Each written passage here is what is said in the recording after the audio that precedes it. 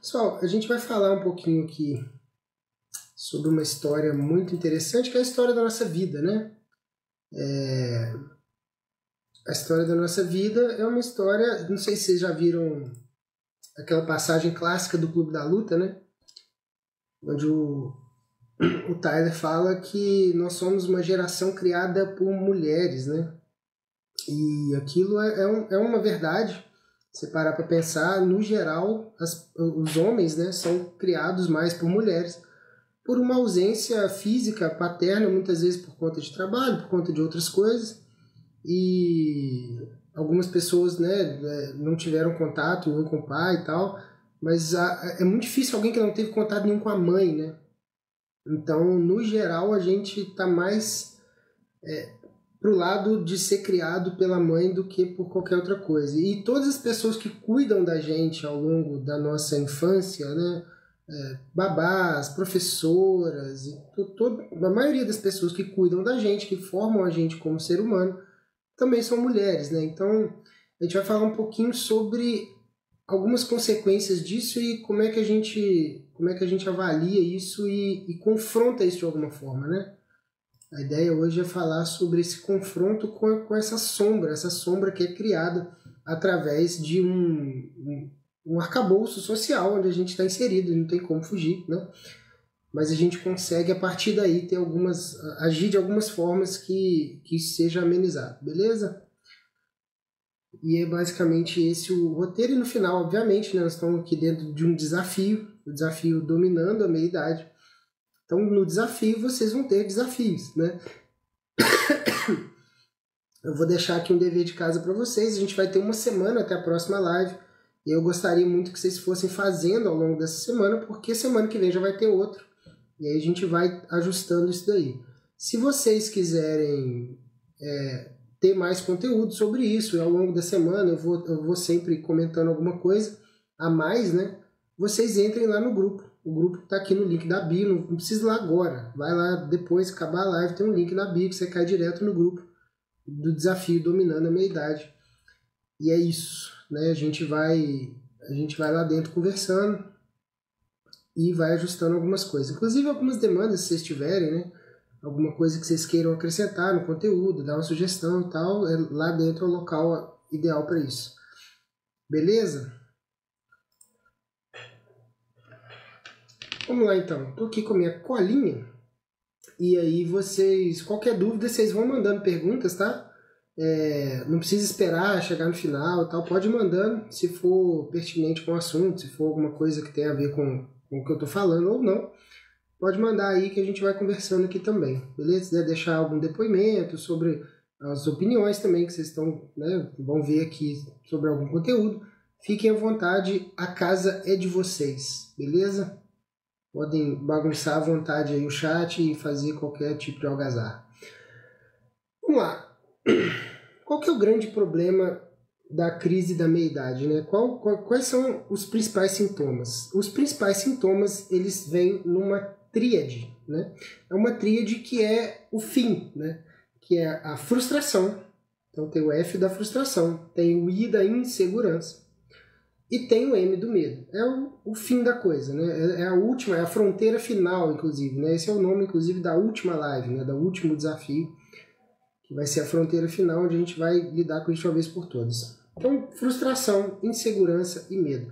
Eu não vou falar aqui sobre o mecanismo que é da gênese da crise, porque eu falei muito disso, inclusive não daria tempo nem de explorar tanto assim, eu falei muito disso no episódio 111 lá do podcast O Pai Old School.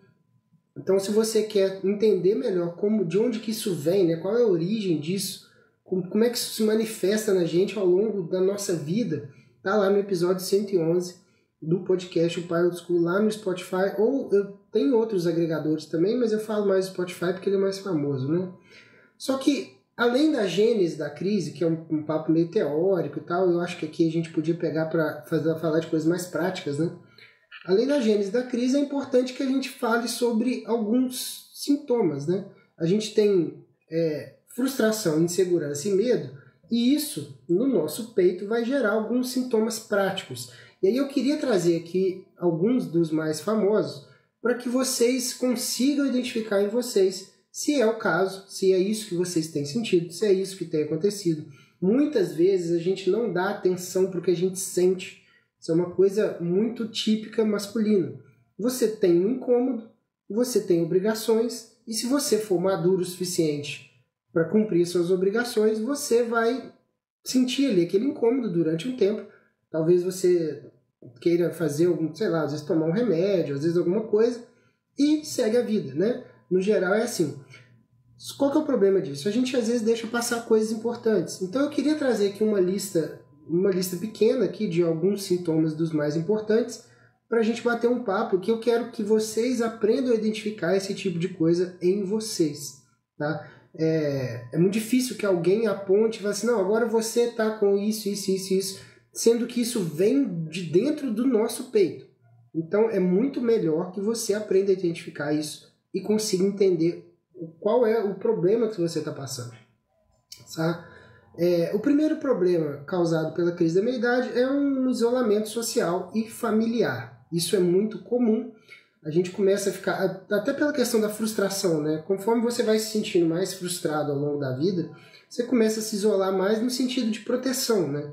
Você não quer ficar se expondo porque você... É como se a sua frustração tivesse estampada na sua cara.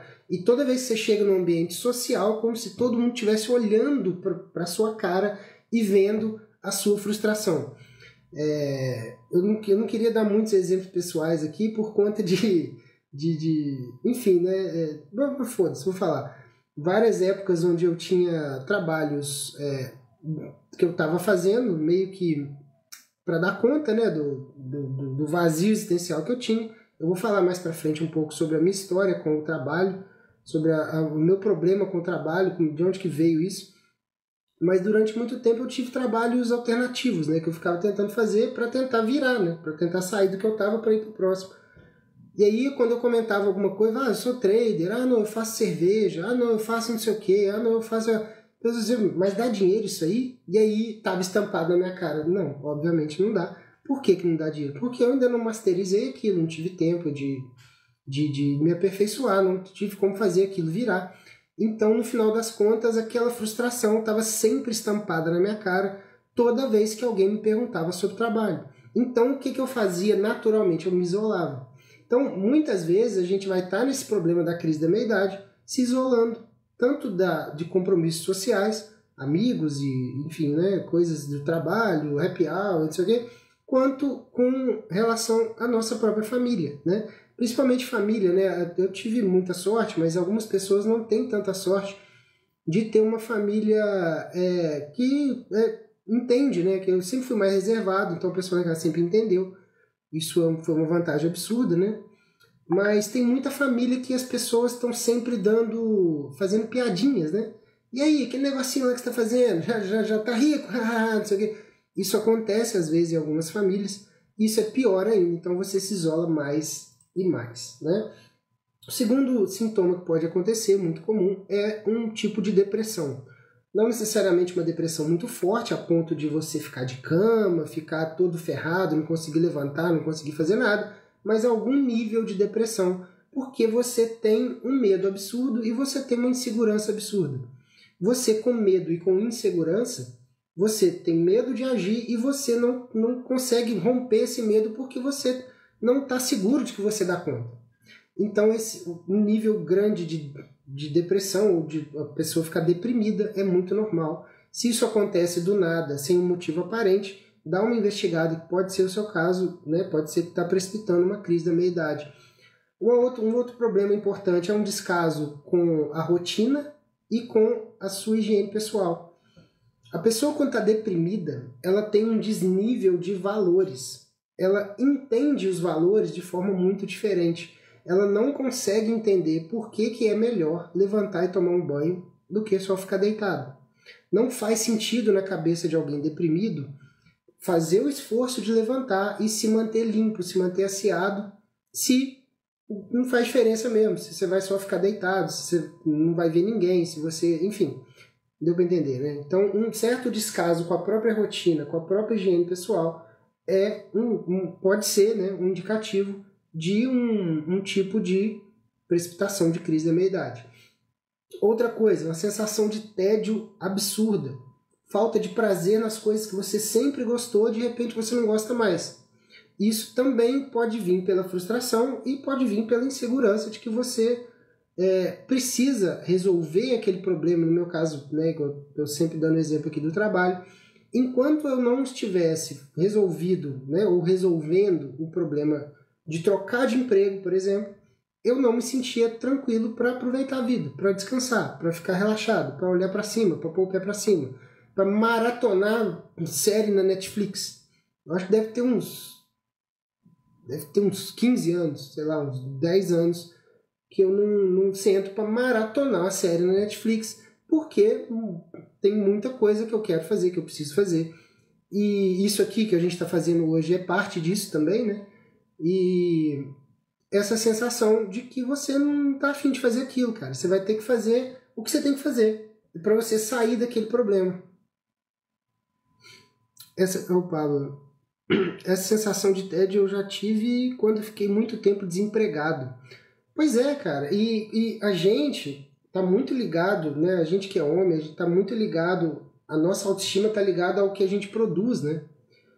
Eu não sei se foi isso que aconteceu com você, mas aconteceu muito comigo também. A época que eu estava em trabalhos que não produzia quase nada, não dava dinheiro quase nenhum, e eu me senti um merda. E aí é óbvio, né? Eu vou sentar e vou tentar estudar, vou tentar me aperfeiçoar, vou tentar procurar outros trabalhos, vou tentar procurar outra coisa.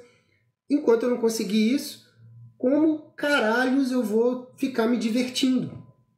Como diabos eu vou ficar maratonando sériezinha?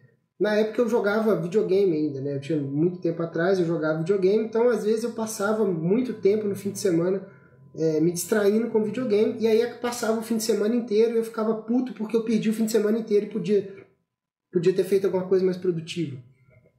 Então esse foi um dos gatilhos, né, de eu ter largado o videogame. Depois, claro, o nascimento dos meninos, que eu não queria que eles jogassem, então obviamente eu não poderia jogar. Outro problema importantíssimo, sensação de culpa por situações passadas. É óbvio, né? Se você está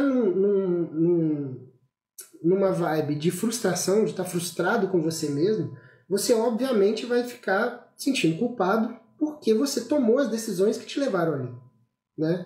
Então você vai estar sempre com a sensação de culpa. Se você estiver aproveitando, você está com culpa. Se você estiver trabalhando, você vai estar se sentindo culpado porque podia estar fazendo outra coisa. Enfim, decisões passadas que você tomou. Ah, mas se eu tivesse feito tal coisa. Ah, mas se eu tivesse ido em tal lugar. Ah, mas se eu tivesse conhecido tal pessoa. Ah, mas se eu tiver... Sensação de culpa o tempo inteiro. Porque você está insatisfeito. Então é óbvio que a sensação de que foi você que se botou nesse lugar, ela vai aparecer, né? E pior que nada te diverte. É exatamente isso, cara. É como se tivesse uma sensação de urgência. Meio, o coração parece que ele fica aqui, ó. E um zoom, zoom, zoom na cabeça, né? A cabeça não para. E o que eu conseguia fazer para parar o zoom, zoom na minha cabeça era beber, né? Eu bebia muito. Então, assim, era quando eu conseguia ter paz, né? E a cabeça parava e o coração parava.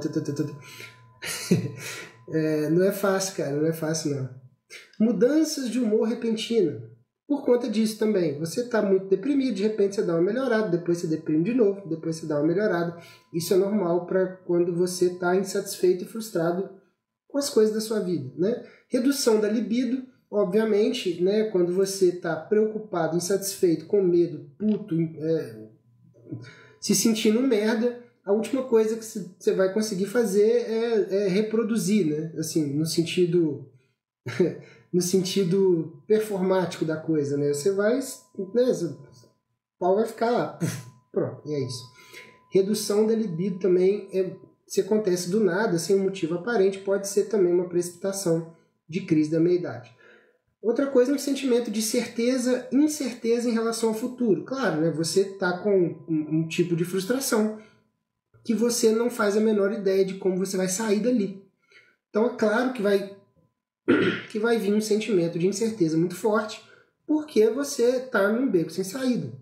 E se tivesse saída, você não estaria frustrado, né? E aí, nesse problema, aí a gente começa a entrar também nas questões um pouco mais profundas e existenciais, né? Geralmente, nessa fase, a pessoa começa a se envolver com algum vício, né? No meu caso, foi uma tonelada de álcool, né? Cerveja, uísque. Eu lembro de dias, cara, de eu chegar a consumir, assim, uma garrafa de vinho, umas 5 doses de gin, e depois eu tava tomando umas long neck que tinha lá em casa. Assim. Isso num dia normal, tipo uma quinta-feira. Por quê? Porque você precisa preencher o vazio que está no seu peito e o zum zum zum que fica na sua cabeça, de alguma forma. Né? Então você acaba preenchendo a sua vida com alguma coisa que te dá prazer. Porque como nada dá prazer, você tem algumas opções de prazer e aí você escolhe aquela que geralmente é mais fácil, que é beber alguma coisa. E fora que quando você já tem o hábito de tomar uma cerveja e tal com frequência, você associa aquilo a um momento de relaxamento. Eu tinha muito isso, assim, quando eu trabalhava muito e trabalhava de forma muito eu trabalhava com escala, né? Então eu folgava tipo numa quinta-feira, trabalhava sábado, domingo, aí folgava no domingo, trabalhava sexta, sábado direto. Então o meu termômetro de estar de folga, de estar livre, de ser dono da minha vida, era poder beber, porque era o dia que eu estava de folga. Então, naturalmente, toda vez que eu estava, qualquer momento que eu estava longe do trabalho, eu estava bebendo, porque era assim que eu me sentia feliz, eu me sentia livre, porque eu podia, né? Se você está trabalhando, você não pode beber. Eu sempre tive um freio muito importante nas obrigações, né? Eu acho que isso me salvou de alguns problemas mais sérios. Mas no final das contas, você associa, né? É a mesma coisa do fumante. O fumante, quando associa, por exemplo, o cara acorda de manhã e já acende um cigarro para sentar no banheiro para dar um cagão. Aí ele passa para ir para o trabalho, passa em tal lugar, ele já fuma um cigarro ali para ir para o trabalho. Para parar de fumar, ele tem que mudar muita coisa, porque ele já associou todos esses pequenos episódios do dia com o cigarro. Isso acontece também, né, com os vícios que você vai adquirindo pelo seu vazio existencial, né? Então, isso é um problema. Outra coisa que vai acontecer muito frequentemente é o descontrole financeiro. Você vai arrebentar suas finanças porque algumas pessoas vão descontar na compra, né, em adquirir coisas novas, esse vazio que está no peito. Né? Então, você vai começar a comprar coisas que não precisa para parecer que você tem algum prazer na vida. E ainda vai falar assim, pô, mas eu trabalho tanto, não é possível que eu não possa comprar 14 tênis agora, né, no final do ano. Não é possível que eu não possa comprar 8 chapéus de couro de crocodilo. Não é possível que eu não possa comprar 14 relógios de $8.000 cada um, porque eu trabalho tanto, não é possível que eu não possa. E aí esse não é possível que eu não possa, geralmente é uma desculpa que a pessoa já está se dando para conseguir se justificar. Né? Então o descontrole financeiro é muito comum nessa época. Uma obsessão pela aparência, é óbvio que vai aparecer uma obsessão pela aparência porque você está inseguro de quem você é e do que você faz da vida e do que você é capaz de fazer. Essa insegurança, você vai fazer de tudo para esconder ela de alguma forma. E aí você vai focar numa obsessão pela aparência. Então, os caras que são extremamente vaidosos, que compra, né, tudo do melhor, tem variedades e armários lotados, muitas vezes é para preencher um vazio que ele sabe que não tem, né, é aquilo ali mesmo, a vida dele é aquilo, e ele precisa preencher de alguma forma. Comprar é fácil, né? Você passa o cartão e pronto. E o último grande sintoma é um grande sentimento de nostalgia. E aqui também é muito fácil da gente entender, porque você entende que nesse momento da sua vida está uma merda. E o único momento, né, o único lugar para onde você pode olhar é para trás. Porque para frente você sabe que, né, vai continuar uma merda também. Essa é a perspectiva. Né? Eu não sei o que eu vou fazer da minha vida. Agora está uma merda. Eu não sei o que eu vou fazer. Vai continuar a merda. Né? A lógica é essa. Onde que minha vida não era uma merda? Para trás. Então você começa a olhar para trás e começa a ter saudade das coisas. Não, porque veja bem, porque era bom quando era assim, porque lá é que as coisas eram boas, porque o mundo era muito melhor, porque a vida não sei o quê, porque a cidade onde eu morei, porque aquela minha ex, porque não sei o quê. É isso, sabe? Então porque é para onde dá para correr, né? Não tem muito mais para onde correr. E por que eu estou falando disso tudo e com muita tranquilidade? Assim, porque eu tive uma experiência muito pesada, né, com essa crise, e ela acabou vindo precipitada um pouco antes do normal. Aos 30 e poucos anos eu tive um problema sério por conta de trabalho, né? Essa frustração, insegurança e medo, ela veio em mim muito forte por conta do trabalho. E minha relação com o trabalho, ela sempre foi muito ruim, porque eu nunca entendi como que o trabalho poderia ter um sentido maior do que aquilo ali, de ficar em pé, com calça jeans apertando a sua bunda, com o sapato te apertando, com o cliente gritando na sua orelha, com, sei lá, um monte de merda acontecendo, com cobrança, nego te gritando no seu ouvido, enfim. Eu olhava para aquilo e falava, cara, isso aqui é uma merda, isso aqui não faz o menor sentido, isso aqui não é uma vida. Né? E quando você está na área da saúde, é muito comum que você trabalhe sábado, domingo, feriado, tal, tem as escalas, né? Então, porra, realmente é uma vida que se você não gosta daquilo, é insuportável. A minha esposa adora. Minha esposa desce para trabalhar domingo de manhã, para abrir farmácia às 7 horas da manhã, feliz da vida. Ela gosta. Eu não gostava e trabalhava muito, né? E aí o que aconteceu comigo? Eu comecei a entender como é que eu fazia para sair daquilo. Na hora que eu comecei a pesquisar como é que eu fazia para sair daquilo, eu encontrei algumas pessoas falando sobre investimentos. E aí, nos investimentos, eu entendi, falei, cara, de repente, né, se eu conseguir me aposentar, eu junto um patrimônio muito grande, se eu conseguir me aposentar, eu não preciso trabalhar mais.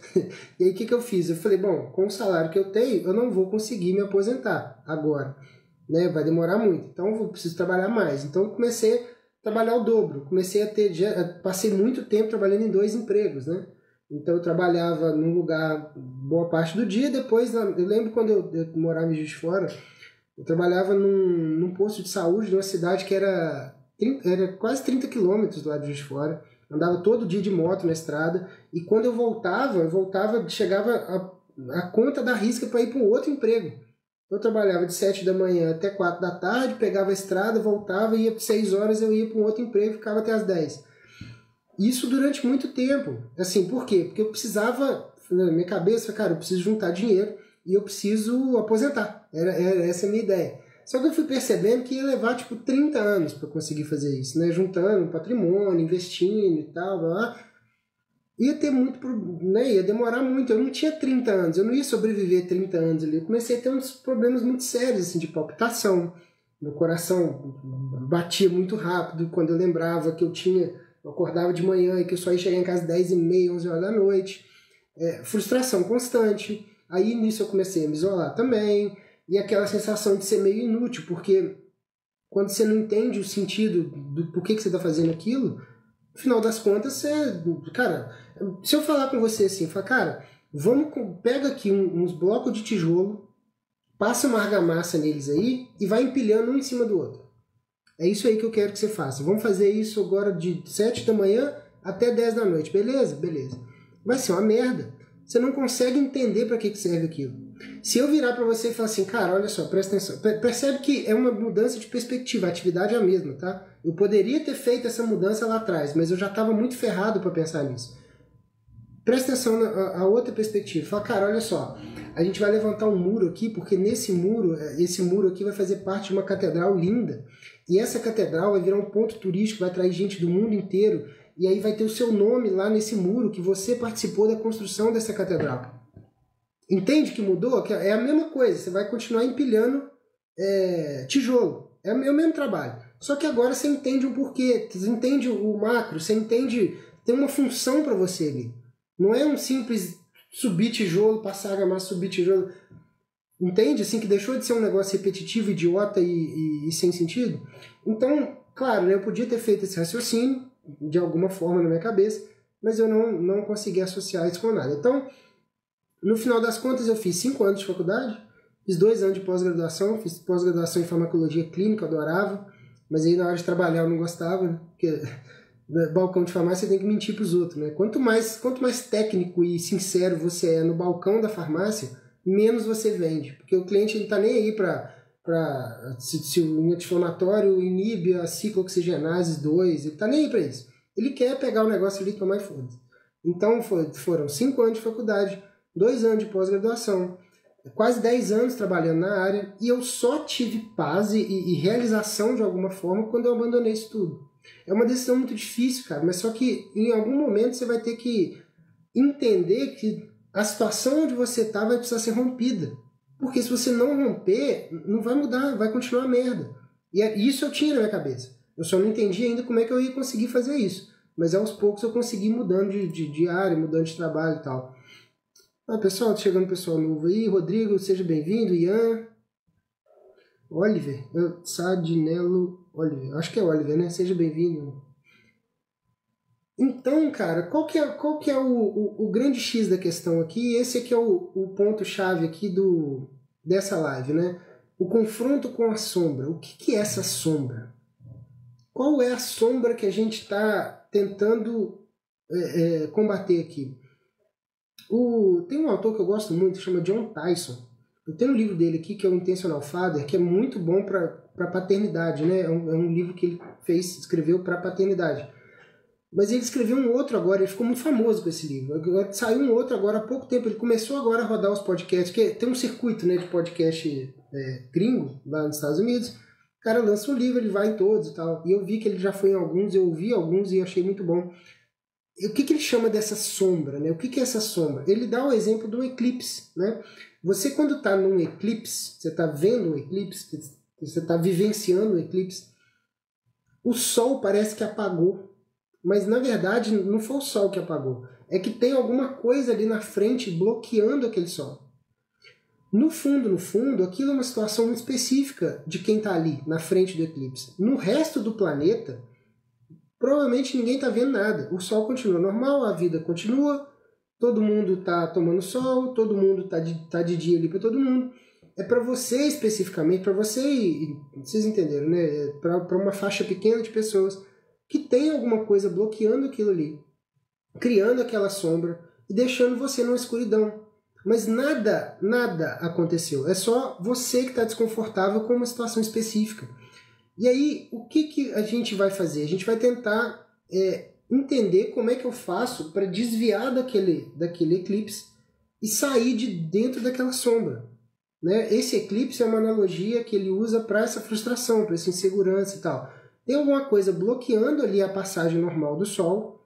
Aí você pode pensar numa iluminação divina, você pode pensar em Deus, pode pensar em alguma coisa muito, né, uma energia boa, sei lá, não sei se a pessoa acredita não acredita em Deus, mas pode pensar no universo, o que você quiser acreditar. Alguma coisa que é necessário para você está sendo impedida de chegar até você, porque tem alguma coisa te bloqueando. E aí é essa sombra, esse evento que está bloqueando você, que está na sua frente, está te impedindo de ver as coisas direito, que a gente vai combater nesse evento todo. Então, por isso que eu queria muito que vocês continuassem comigo aqui até o final do evento, né? Vão ser 4 lives, a gente está só na primeira, e é essa a ideia. A gente tentar tirar da sua frente o problema que está aí e tocar a vida normalmente, porque no fundo, não está acontecendo nada. Esse mal-estar que a gente sente, ele é precipitado por problemas internos nossos. Mas ele não é o fim do mundo. Entende? Então, mas para isso, eu preciso que a gente comece a entender que uma mudança de paradigma, uma mudança na forma como a gente enxerga isso daí. Eu queria te dar um pequeno choque de realidade, se vocês me permitem, porque grande parte de toda essa literatura de autoajuda e de desenvolvimento pessoal e tal, ela vai falar o quê? Com todo mundo. Fala assim, cara, você é o protagonista da sua vida. Você é o protagonista da sua história. Você precisa acreditar em você. Você precisa ser autêntico, pensar com a sua cabeça e tal. Isso é uma grande maluquice. Deixa eu tomar aqui meu...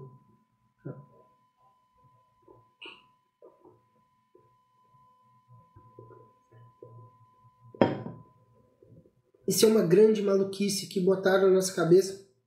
E a gente, e óbvio, né? Quando a sua vida tá uma merda, você olha para isso e fala assim, cara, tudo depende de mim, eu sou protagonista, eu resolvo, eu que faço tudo, não tem nada dependendo de ninguém, só de mim. Então, se tá uma merda, então o merda sou eu, né? E aí não tem mais para onde escapar mais, né? Eu gosto muito de uma frase de um filósofo inglês que chamava Edmund Burke. Agora eu não sei se ele é inglês ou americano, mas eu acho que ele é inglês. Que ele falava que uma sociedade ela é uma comunidade de almas que reúne os mortos, os vivos e os que ainda não nasceram. Existe uma espécie de um tecido que liga todo mundo nessa questão da jornada da vida, né? Então, obviamente, você tem aquela frase famosa do Ortega y Gasset também, né? Que eu sou eu e minhas circunstâncias, né? Existem várias circunstâncias que estão acontecendo e que, obviamente, vão influenciar, seja na sua personalidade, na sua forma de tomar decisão, na sua forma de enxergar o mundo. E, obviamente, né, que você, dentro da sua vida, vai usando esses frames que você pegou de outras pessoas e de outras situações, você vai pegando aquilo para tocar sua vida. Em determinado momento chega uma hora que você começa a questionar aquilo. Mas é claro que não depende só de você, é claro que você não é uma ilha, né? Você precisa pegar referência de outras pessoas, é assim que a gente vive. Sem esse suporte de... Imagina que você tem toda uma árvore genealógica que veio sendo construída ao longo de séculos e aí você chegou aqui, certo? Imagina que você não tivesse ninguém para te explicar nada disso. Você não tivesse contato com nenhum adulto mais velho ao longo da sua infância, da sua adolescência. Como é que a coisa seria? A coisa seria muito mais difícil, né? Então, eu acho que dá para a gente concluir que a gente precisa de mentores, pessoas mais velhas que consigam explicar para a gente algumas coisas, né? Isso é a base da civilização, né? Da frase do Burke, né? Uma sociedade é uma comunhão entre aqueles que já morreram, os vivos e os que vão nascer ainda, porque é nossa responsabilidade orientar eles. O John Eldredge chama esse pessoal, essas vozes antigas, né? Esses anciões, ele chama de anciões da tribo, né? Todas as tribos elas tinham um ritual muito específico de iniciação dos mais jovens. Então você, conforme você ia envelhecendo, você entra na puberdade, você começa a dar sinais de agressividade, de um pouco mais de potência física, começa a engrossar a voz, começa a aparecer uns pelos ali, e aí os mais velhos assim, cara, agora a gente pega esse moleque, passa ele por um monte de etapas, né? Geralmente eram várias etapas, e aí entra aprovação física, aprovação mental, aprovação emocional. Tem vários rituais que dá para fazer. E aí, se o menino passar, ele vai ser acolhido entre os anciões da tribo como um igual. Ele vai ser acolhido como um adulto. E aí, a partir daquele momento, ele vai ser entendido como um adulto no sentido de privilégios. Ele vai ter privilégios que os adultos têm e vai ter responsabilidades e cobranças que os adultos têm. Então, toda a literatura que você for pegar de desenvolvimento pessoal, de autoajuda e tal, ela vai falar da importância dos mentores, né? Tem um pessoal da programação neurolinguística, da PNL, que fala até de você modelar outras pessoas. Às vezes você não tem uma pessoa próxima para te orientar. Você olha para alguém que você admira, que você entende como sendo um ideal de desenvolvimento em alguma área qualquer, e você copia aquela pessoa, né? E eu comecei a live aqui falando exatamente sobre essa questão da nossa geração, né? Que a gente foi criado majoritariamente por mulheres. E isso acaba tendo uma consequência muito grande, que a gente não teve mentores próximos para que algumas lições, especificamente masculinas, fossem transmitidas. Nenhum de nós aqui, eu desafio qualquer um aqui, isso é uma coisa que eu nunca conheci uma família que fazia rituais de passagem com os filhos. E o cara escreveu, tem um livro disso, o livro é muito bom, chama Milestones to Manhood, né? As etapas para a vida adulta, né? A idade adulta.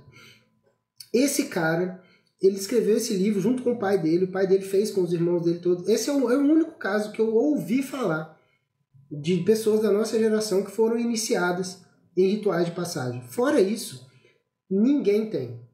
Praticamente ninguém. Isso é uma coisa única na história da humanidade. todas as tribos, de todos os lugares, de todas as regiões, de todas as épocas, de tudo quanto é canto do globo, tinha isso. A gente resolveu abolir esse negócio e aí fica todo mundo perdido, porque você não tem uma passagem de bastão clara, assim, olha, você, até aqui você era uma criança, a partir de agora a gente vai fechar essa parte aqui, daqui para cá, fechou, isso aqui é coisa da criança que você era. A partir de agora você vai ser um adulto, então haja como um adulto. Isso não acontece. E qual que é o problema disso? O problema é que a gente vai ficando meio infantilzão muito tempo. Né? Você não cobra dos meninos e dos homens que eles tenham atitudes de homens. E aí ninguém ensina pra gente quais são essas atitudes de homens. Né? A gente pode confabular algumas coisas. Eu acho que tá tremendo aqui que eu tô esbarrando na mesa.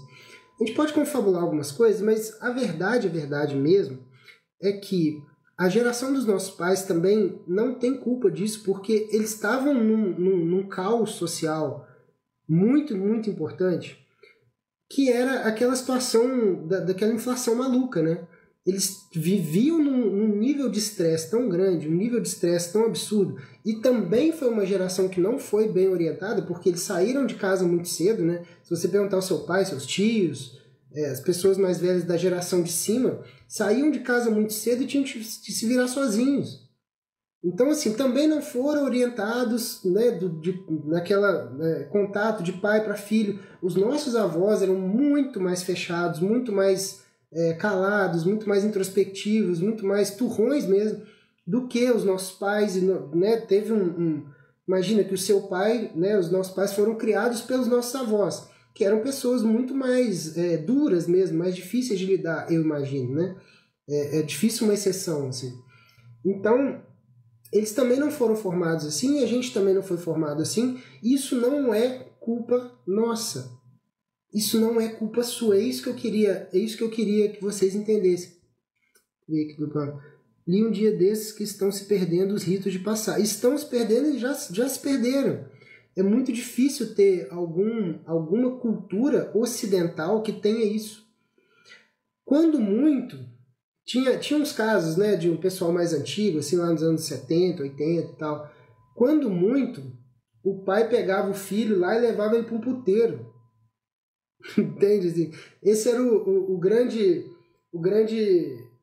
ponto de corte, assim. Agora você vai ser homem. Eu vou fazer o quê? Eu vou levar um puteiro para você comer uma puta. Isso entende? Assim, que socialmente falando, antropologicamente falando, isso sei lá, eu acho que deve ser até pior do que fazer nada, né? Porque é um tipo de a nossa adolescência a gente viu a música do Raimundos, né? Raimundos tem uma música que narra isso. Raimundos é dos anos 90, que é o Puteiro em João Pessoa. Então, assim, o que a gente não pode fazer é ficar absolutamente sem fazer nada em relação a isso. Principalmente em relação aos nossos filhos. Porque, beleza, uma vez que a gente diagnosticou o problema, a gente começa a entender assim, não, beleza, então eu preciso primeiro entender como é que eu posso fazer para ter uma espécie de um ritual de passagem, para eu ter algum tipo de... para eu ser acolhido por algum tipo de comunidade de homens adultos, onde ali dentro eu vou ser tratado como... Porque o que acontece é que como a gente vai se isolando, porque muita coisa do que acontece na nossa vida vai jogando a gente para um canto, isso eu falo disso apontando o dedo para mim, porque eu a vida inteira me isolei de tudo. A vida inteira eu tive problema de me relacionar mesmo. Problema não no sentido de não saber como. Eu sempre fui muito tranquilo, assim, muito agradável, as pessoas conviviam comigo, gostavam de mim e tal, mas não era esse o problema. O problema era eu querer, né? Então eu preferia ficar quieto no meu canto, não sei o que e tal. E os últimos 4, 5 anos agora, eu e minha esposa, a gente passou mudando de cidade em cidade. Então isso aí piorou mais ainda, porque a gente não consegue fazer amizade. O Rafa, o meu filho mais velho, ele tem 3 anos e meio e ele já morou em 5 cidades. 5. Ele nasceu em Juiz de Fora, depois a gente foi para Ubá, depois a gente foi para Sete Lagoas, depois a gente foi para Muriaé, agora a gente está em Viçosa. Então, assim, isso em 3 anos e meio. Então, como é que você vai ter uma espécie de uma comunidade, um tipo de tribo para você fazer parte, para que você consiga trocar experiências com as pessoas que estão ali e aprender junto com eles? Dificilmente a gente vai conseguir estabelecer isso, né? O Fabrício falando, eu acho que a mídia tem culpa na infantilização do homem de hoje. Isso com certeza absoluta. E é difícil a gente tentar imaginar uma mudança disso, né? Porque a tendência vai ser isso acontecendo cada vez mais, cada vez mais, cada vez mais. Ao mesmo tempo que as pessoas falam que não, todo mundo é livre para fazer tudo e tal, não sei o quê, a gente vai chegando numa certa época da nossa vida e a gente vai vendo que algumas responsabilidades não foram assumidas e que a gente foi tocando a vida de uma forma muito meio solta, sem muita orientação e tal. A gente vai chegar uma hora que a crise ela vai se precipitar. Vai chegar um momento da sua vida e falar, cara, o que eu estou construindo aqui? Né? Realmente é difícil. Assim. Essa lacuna na nossa formação, ela deixa um vácuo muito importante na nossa personalidade e é um vácuo que ele é primordial. O John Edwards fala muito disso, que é a ferida, né? A grande ferida do coração de um homem é quando uma pergunta específica não é respondida. Geralmente é uma ferida deixada pelo pai, né? Quando ele deixa de responder uma pergunta específica. Será que eu sou capaz? Será que eu sou bom o suficiente para ser visto por outros homens como um igual? Como alguém que tem a mesma capacidade? Será que eu dou conta das minhas responsabilidades? Será que eu tenho culhão para fazer o que eu preciso fazer? Será que eu sou capaz de encarar isso? O John Edwards fala que isso é a grande ferida que a maioria dos pais deixam nos filhos. E eu tive muita sorte de descobrir esse livro muito cedo, porque toda a minha educação com os meninos ela vai ser moldada de forma que eles consigam entender que a resposta para essas perguntas é sim. Mas não porque eu estou falando. Eu preciso dar munição para eles, para que eles consigam entender isso, e eles consigam ter convicção de que eles são capazes, que eles são o suficiente, que eles são importantes, que eles conseguem fazer coisas, né? O problema é, quando a gente não tem convicção dessa resposta e a gente vai empurrando com a barriga, essa pergunta ela fica na nossa cabeça de forma inconsciente, mas a gente não se preocupa muito em responder, a gente vai só... não, dou sim, cara, dou sim e tal. E isso, inconsciente, a gente começa a se retrair cada vez mais para que a gente não seja exposto, né? A gente começa a se retrair, se isolar, lembra que eu falei lá no começo? Para que a gente não seja exposto, porque a mentira que a gente está contando é não, eu sou fodão, eu dou conta, eu sou capaz, eu sou um foda, eu resolvo coisas, eu sou foda. No fundo, a gente sabe quando não é e a gente vai se retraindo com isso, né? Então, assim, a pergunta clássica que vai vir na meia-idade é isso. Eu vivi uma vida por completo ou eu só mantive os papéis sociais que eu precisava manter para sobreviver? Essa é a pergunta que o Jung vai fazer, né? O Jung, o psicólogo, né? O psicanalista. Ele vai falar que para a gente se relacionar com as outras pessoas, a gente vai criar máscaras, certas facetas que a gente usa para se relacionar em ambientes específicos. Ele chama isso de persona. Você com a sua esposa não é a mesma coisa de você com o seu chefe no trabalho, não é a mesma coisa com o seu filho pequeno, você não é a mesma coisa com o seu pai, com a sua mãe, que são mais velhos. Existem formas que a gente... máscaras que a gente usa para lidar com certas situações, certos papéis sociais. Qual que é o grande problema? A pessoa achar que ele é uma dessas máscaras que ele usa. No fundo, a gente tem um eu profundo, que é de fato que a gente é. Só que quando a gente negligencia esse eu profundo e não entende quem caralhos a gente começa a achar que nós somos essas máscaras. Só que essas máscaras não têm consistência. Porque, por definição, a gente precisa mudar o tempo todo. Então, o que acontece é, a pergunta vai ser, a pergunta central vai ser, quem sou eu? Né? Então, assim, você passa 40 anos da sua vida, imagina, você passa 40 anos da sua vida e não sabe quem você é. Esse é o drama que a gente tá tentando combater aqui, né? Então, cara, a partir de agora, nesse momento aqui, que vocês já entenderam isso, a gente tem duas opções. Ou a gente entende que realmente tem um problema para ser resolvido, se for o seu caso, né? Às vezes tem, por exemplo, o Pablo, a gente estava conversando lá no grupo, ele também teve uma precipitação, né? Esse momento de crise ele veio antes da hora e me parece estar resolvido, né, Pablo? E isso aconteceu comigo também. Mas beleza, se normalmente chega nessa idade da vida, a gente entende que tem um problema. Você pode fazer isso, entender que tem um problema e continuar aqui no desafio, fazendo as coisas que eu vou propor aqui para a gente tentar resolver isso e tentar superar, inclusive, a ausência de mentores que você não teve, né? E encontrar uma vida com mais sentido, um sentido real, um sentido. Eu vou falar lá na frente, né? Provavelmente na última live, sobre o Viktor Frankl, né? Sobre a vontade de sentido e tal, toda essa parte.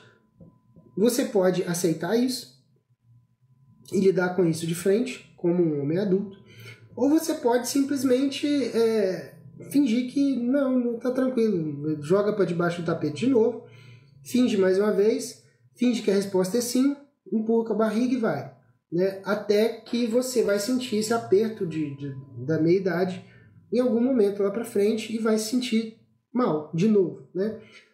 E aí a escolha é sua. Então, se você realmente quiser continuar toda essa jornada que a gente vai fazer aqui, com os exercícios práticos, com os conteúdos que eu estou passando aqui, para a gente chegar lá no final de junho, a gente já está com isso praticamente resolvido, ou resolvido já, eu queria chamar vocês de novo, mais uma vez, para entrar lá no grupo, tá? No link da minha bio. Não sai agora daqui, tá? Que eu vou passar o exercício agora. Não sai agora, mas entra lá no meu perfil e clica no link lá da bio que você vai cair direto no grupo. A gente vai passar outros conteúdos por lá, vou passar outros conteúdos por lá. Tem alguns podcasts que eu gravei antigos que abordam esse tema de um jeito ou de outro, que eu no momento oportuno eu vou comentar, vou indicar, vou dar outras referências, enfim. A gente vai trocando ideia lá para a gente começar a resolver isso. E a tarefa de hoje, né, da semana no caso, né, que eu queria passar para vocês, é o que eu chamo de diário de procedência. Eu queria que vocês fizessem o seguinte, vocês vão pegar no final do dia, geralmente um pouquinho antes de dormir, é um negócio muito fácil de fazer, muito simples e muito rápido, né? Você vai precisar de 5 minutinhos, 10 minutinhos no máximo, e vai te dar uma clareza muito grande. Você pega uma folha de papel e você vai fazer um diário de procedência. Você vai anotar ali naquela folha de papel todas as decisões importantes, né? Não, escolhi a meia verde ao invés da meia azul, não é isso. Decisões importantes que você tomou ao longo do dia, né? Coisas que você decidiu no trabalho, coisas que você decidiu com sua esposa, coisas que formas como você agiu com seu filho, o jeito que você decidiu agir com ele, se você levantou a voz com ele num determinado momento, ou escolheu não levantar a voz, se você, enfim, coisas que você decidiu ao longo do dia, que formaram aquela sequência de ações ali do seu dia, você vai chegar no final do dia e vai anotar todas elas. Não deve ser muita coisa, deve ter umas 4 ou 5, no máximo 6 coisas importantes que você decidiu ao longo do dia. E aí eu queria que você deixasse um espaço, né, entre elas para você colocar ali, para você tentar entender quais são as motivações que te levaram a agir daquele jeito. Quais são os motivos, né? Quais são as convicções, quais são aqueles valores que te guiaram para que você tomasse aquelas decisões. E mais, aí um pouquinho mais profundo, né? Aí eu queria que você, depois de anotar qual é o valor que guiou aquilo ali, quais foram as motivações, que você tentasse mapear dentro do seu escopo de memória ou do seu passado, de onde veio aquilo. Se aquilo veio do seu pai, da sua mãe, de algum parente, de algum filme, de alguma série, de algum podcast, enfim, de alguma coisa que você vivenciou, que povoou o seu imaginário e que na hora de você tomar decisões, você pesca lá naquele baú de coisas que você tem, chamado imaginário. Você pesca ali, dali você age. Eu queria que vocês mapeassem isso. Então, vou falar de novo para ficar bem tranquilo. Vocês vão anotar no final do dia um diário de procedência. Vocês vão anotar todas as decisões importantes que vocês tomaram ao longo do dia. Vocês vão tentar entender depois, né? Anotou, beleza, tá lá, listado, tum. Vocês vão puxar uma setinha, quais são as motivações e os valores e as convicções que estão ligadas àquela ação. Por que eu tomei aquela ação? Anota na frente. E depois, pode fazer em colunas, né? Você faz a primeira coluna, depois a segunda coluna, a terceira coluna. E por último, de onde veio aquela motivação, de onde veio aquela convicção, de onde veio a decisão de fazer aquilo, né? E aí você vai buscar em pessoas, vai buscar em situações, vai buscar em séries, filmes e revistas em quadrinhos, sei lá de onde que eu vou buscar. Beleza? Eu queria agradecer muito quem ficou aqui até o final, cara. Muito obrigado mesmo. Eu espero que tenha sido bacana. Deixa aí, bota aí nos comentários se é o que vocês tinham imaginado mesmo, se foi legal, se não foi, se o conteúdo foi legal, se vocês vão indicar isso para alguém. É legal indicar, cara, porque com a indicação, quando você indica um negócio de uma outra pessoa, quem está recebendo a indicação recebe melhor, né? Se eu ficar invadindo o celular da pessoa via um anúncio, né, aparecendo um anúncio lá, a pessoa passa, some daqui, filha da puta. Mas se você indicar para alguém, essa pessoa já tem uma abertura maior. Então, a chance de você conseguir ajudar essa pessoa se ela estiver na crise da meia-idade é uma chance maior do que eu aparecer no meio do anúncio lá no celular dela. Então, manda isso aqui para o máximo de pessoas que vocês puderem e fala que toda quinta eu vou estar aqui às 8 da noite para a gente bater um papo sobre essa questão desse assunto específico, né? E aí eu queria saber se tá legal, se foi bacana e se tiver alguma sugestão também. Estamos aí abertos para sugestões e perguntas, né? Se alguém tiver alguma pergunta, pode mandar aí que a gente, se precisar aqui, a gente fica batendo papo aqui até a hora que precisar. Se não tiver nenhuma pergunta, vou encerrar meu dia aqui, porque eu tô inclusive, eu não sei porquê, cara, olha, eu botei essa foto nos stories hoje, do nada me apareceu um sangue no olho, do nada. Porra, vou entrar na live hoje com sangue nos olhos, né, cara? Então, acabou sendo bem significativo, né? O Marcel falou que o conteúdo foi bacana, Saulo, muito bom. Pô, valeu, cara. Obrigado mesmo. Eu espero que vocês tenham gostado. Indica isso para quem se puder indicar. Volta aqui na quinta-feira que vem, que a gente vai ter agora mais 3 encontros, tá? E entra lá no grupo, quem puder, quem tiver... Não é um grupo para ficar batendo papo, jogando conversa fora, falando babaquice, não é nada disso. São papos que eu vou direcionando, né, de acordo com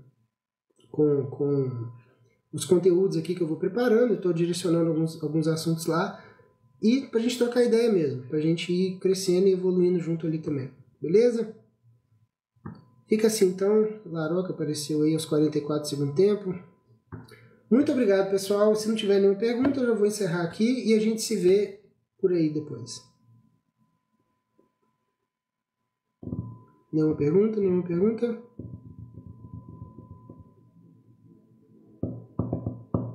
Tem um delayzinho, né? Eu tô com medo de fechar a live e aparecer depois. Né?